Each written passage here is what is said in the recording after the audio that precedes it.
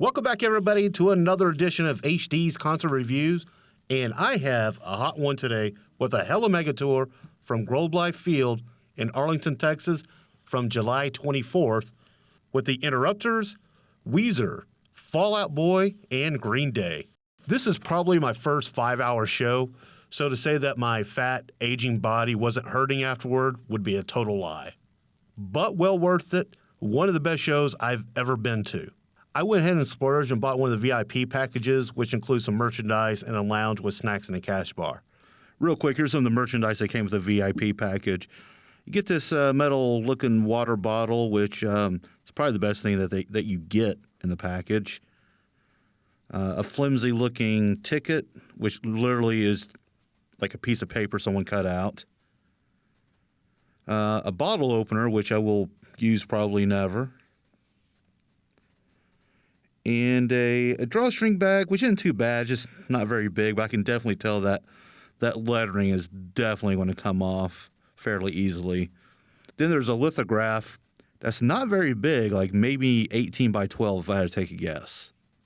I assume the VIP package included early entry, which was the primary reason why I bought it, because waiting in the Texas heat for hours in July will make you miserable. So for those of you watching this who purchased any of the VIP packages, it unfortunately does not include early entry. And to me, this doesn't make any sense at all, especially if you have a pit ticket and you wanted to hang out in the lounge before the gates opened. I was lucky enough to get a couple of people to hold my spot at the rail while I went up to the lounge to grab some snacks. And the lounge was all right. Nothing too spectacular. They did have some arcade games you could play, backdrops for you to take pics, a cash bar, and some snacks. The snacks included like some, brisket sliders, cookies, brownies, and probably the world's worst fried cheese sticks I've ever had in my entire life. So I went ahead and grabbed about 4 cookies and went down, took some water to the people who were holding my spot. Another complaint about the VIP is that the lounge was all the way up on the 4th floor of the arena, which again doesn't make any sense if you either had a pit ticket or a lower level seat. So the location of the lounge wasn't very accessible. Before we get to the bands, let's talk about Globe Life Field for a moment. This was my first event at the new stadium, and I have to be honest, from the outside, doesn't look all that great. For as much money as the taxpayers put into this, it looked like a big storage facility. Now, on the inside, it's pretty tight. It's got a retractable roof, so it's nice and cool on the inside, and there's a Golden Chick vendor in there, so that definitely gets my vote of approval. And for what I can tell, everything else on the inside was fairly nice, the bathrooms, the plaza areas, etc. I was a little disappointed in the gate security. And what I mean by that is, in most cases, when you have a pit pass, you have to get a wristband to have floor access. And just about any time I've ever been to a concert where you do need a wristband to get floor access, they usually pre-wristband you before they even open up the gates, just to streamline things and make things go smoother. Well, in this case, they did not. And it's especially frustrating because everyone who bought a VIP package ticket were told to meet up on a certain area of the stadium. Well, that got mixed in with everybody else. So when they opened up the gates, it was kind of like a free-for-all as far as getting your wristband. There was no lines being had. It was just kind of a big clusterfuck of people just trying to get their wristbands. So I have a feeling for anyone who waited there for hours upon hours to get a special spot on the floor may have gotten screwed over because of that. Okay, enough of me acting like an old man complaining. Let's get to the acts. We first get a band I never heard of until the tour was announced, the Interrupters. First thing I noticed whenever I play their music on Spotify is how much they sound like Rancid to me, which does make sense because apparently the two have worked together. I do like their song Take Back the Power, which is pretty catchy. The lead singer, Amy Interrupter, has a pretty good voice for the most part, but I kind of found the guitarist dancing a little hokey. I know they're like a punk ska band, and that's kind of what a lot of them do, but I don't know, I just kind of find that stuff a little cheesy. One song that I did enjoy on their set list was a cover of Bad Guy by Billie Eilish. The crowd seemed pretty into that cover song, and a lot of us sang along with it. I'm not afraid to admit that I love Billie Eilish and her music. I thought the cover was well done. Their set consisted of 8 songs, and they played for about roughly 30 minutes. The problem with the Interrupters is that you're opening not for just one good band, but for 3 really good bands.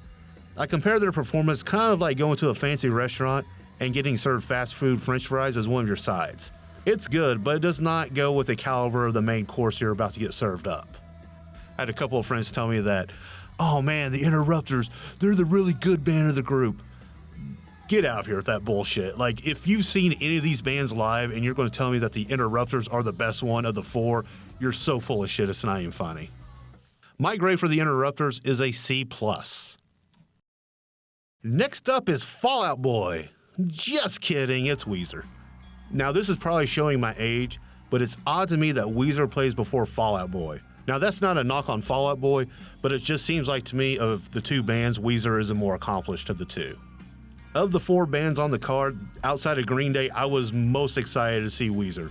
Whenever I saw their video, Buddy Holly, whenever I was in high school, I instantly fell in love with them. Now, last week, I know I made fun of Austin Meade for his kind of a goofy southern look, but I have to admit, Rivers coming out with a mullet and a studded leather jacket was pretty funny. He's really getting into the whole Van Weezer thing, and I'm here for it. As far as the sound of the band, I thought they sounded great. They played roughly over an hour, but were able to get in 17 songs, which is pretty impressive. Since this was my first time seeing Weezer, I don't know what the normal show is. I don't know if there's more leeway time for Rivers to talk between songs, but I felt like they were rushing from one song to the next song, trying to get as many as they could in their allotted time. As a matter of fact, there are a couple of songs where they just play like a verse or two to bridge into the next song. They were able to get their main hits in, as well as 4 songs from their newest album. The only song I felt missing was King of the World. Other than that, I really thought they hit their marks. My grade for Weezer is an A+. Up next is a band I never really got into, but I do respect them, and that's Fall Out Boy. Any group who uses a Simpsons reference for their band name will usually get my approval. Like I said, not really my cup of tea, but I do like most of their radio play. Whenever I got into the stadium, I noticed there was more teenagers than the normal crowd of bands that I usually go to. You know, the bands I usually like is like Metallica, Foo Fighters, Weezer and Green Day. And they're usually around my age to, usually the youngest group of people I'll see is, maybe early 20s. And you'll see some parents with their teenage kids, but this was like a lot of clusters of teenagers in the crowd. And I know why whenever Fall Out Boy came out to play, because they were really into them.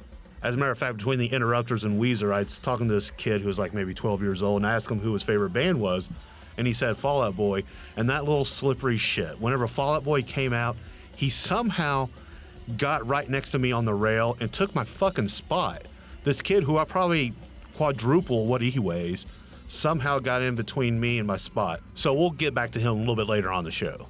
Rolling Stone had a quote that perfectly summed up Fall Out Boy. Quote, "Their set featured just a single song from 2018's Mania and was instead a journey through their hits, including relatively recent ones like Uma Thurman and Centuries, and vintage ones like Dance Dance and a little less 16 Candles, a little more Touch Me." The younger members of the crowd sang along to every word, while the older ones sipped on their beers and looked on respectfully. For the first song, they came out on fire, literally. Look at all this pyro in their first song. You would think you're at a Kiss concert. So I can definitely respect the showmanship from these guys. This also might be the first time I've ever seen a band where midway through their set, they changed up their stage setup. So they brought in different props and whatnot in the middle of their set. For the most part, I thought they sounded pretty good. One thing that took me by surprise is it wasn't their lead singer who was talking mostly to the audience, it was their bass player, Pete Wentz, who I guess is more the spokesperson for the band, so I thought that was pretty cool. It's something you usually don't see whenever you go to a concert. They ended up playing 15 songs for roughly over 75 minutes. My grade for Fall Out Boy is a solid B+. Before I get to Green Day, I'd like to give a little love to the Concert Archives app. I'm definitely not getting paid for this or anything because I only got fucking 26 subscribers or so. But this is something I love to use. You can easily keep track of all your concerts with this app and it will automatically upload the set list for you. You can also add friends on there too, so look me up, BrianHD79. Now that I've told you about Concert Archives, let's get to Green Day. It's hard for me to describe Green Day's performance without saying 2 words. Fucking awesome. I loved everything about this performance. The music, their energy, the way they play the audience, everything. They opened up their set with American Idiot, which might be one of the most accurate opening songs of any band this year, and they followed that up with another song from the album, Holiday. They ended up playing 6 songs from that album, and I have no problem with them playing so many songs from one album, as that's just a stellar record. Surprisingly, though, they didn't play any songs from their newest album, which doesn't hurt my feelings at all. I'm not saying it's a bad album, but the sound of that album does not sound like Green Day at all. One of the things that makes Green Day so awesome is their audience participation and bringing fans on up to the stage. So Billy Joe Armstrong ended up bringing 2 fans up, one to go stage dive, which I found kind of funny the way the guy jumped into the crowd, and another person to play guitar, which he's known to do. And kudos to that guy for being able to get up there and start playing. I mean, I don't know if he messed up. The audio engineer for all I know could have taken him out. But that guy was probably living a dream that most of us wish we could do, so kudos to him. If that was me, I probably would have froze up and peed my pants or something. Everybody my age pees their pants. It's the coolest. About midway through the concert, they were playing 21 Guns, and that kid I was talking about who took my spot during Fall Out Boy fucking knocked my phone out of my hand and didn't even apologize. So after that happened, I made sure that little fucker did not see the rail ever again for the rest of the night.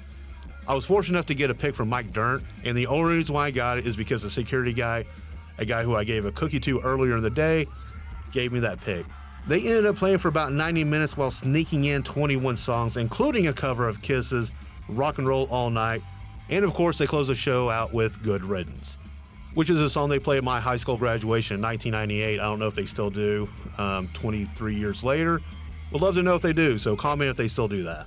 The one song I wish they had played was Bang Bang from Revolution Radio, but other than that, I have no complaints with the set list.